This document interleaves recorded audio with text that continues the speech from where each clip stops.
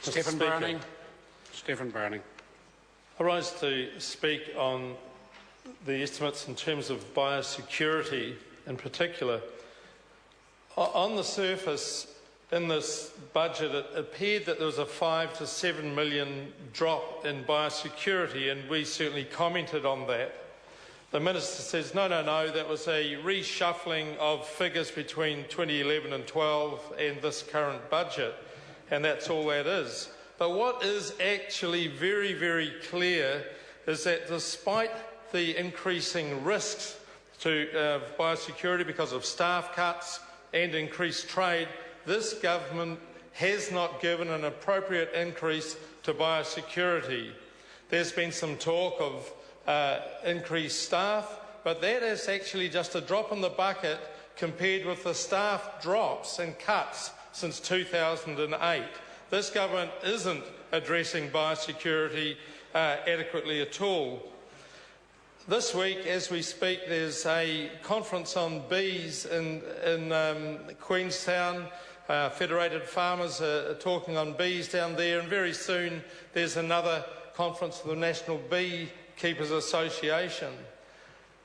I know that the industry has come to the Minister, certainly come to the rest of us, and they are wanting assistance around biosecurity. They've been under continued threats, under continued impacts from the lack of biosecurity controls in this country. And we all know about Varroa, and then that Varroa got away, and now all beekeepers effectively are having to deal with Varroa. They're having to go through some quite significant control methods to keep the Varroa from taking out their hives, because if they don't, the hive perishes.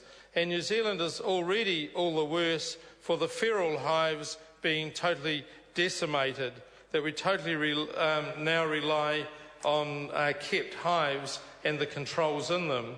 So that's just one example.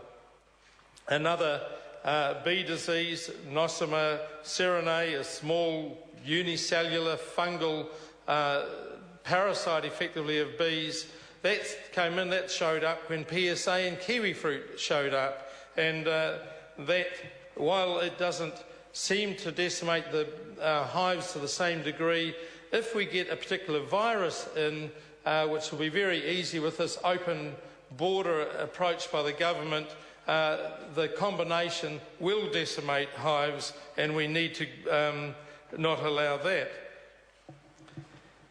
The fact is that bee disease is here. We'll deal with it, or is being dealt with through hive management as best as possible. There are other factors potentially impacting on our bee health, including neonicotinoid, or neonics for short, some insecticides that are used as the synthetic pesticides been shown to affect bee numbers, and it's used as a systemic poison in seeds that expresses out through the pollen in things like corn and other flowering plants like brassicas. That needs to be pulled in immediately. We need the EPA to reassess it, but it actually should be stopping the use of them immediately until it does reassess it, just as the EU is. Now, that neonics, as I say, they need to be reassessed. Thank you, Mr. Speaker. The only reassessment of pesticides as such at the moment is the organophosphates. The government is not putting enough into reassessments of either those or new chemicals. We get tons of new chemicals being allowed in each year, and yet the reassessments of existing ones are woefully slow. So just back onto the biosecurity issue, the open border approach of the government intends to allow honey imports from Australia too, and yet we have this lack of increase in funding for biosecurity to actually control the potential diseases that will come from the open border approach.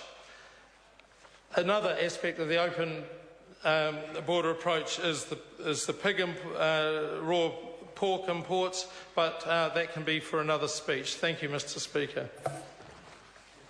Honourable Tim Grosser. Mr. Speaker, this budget 2013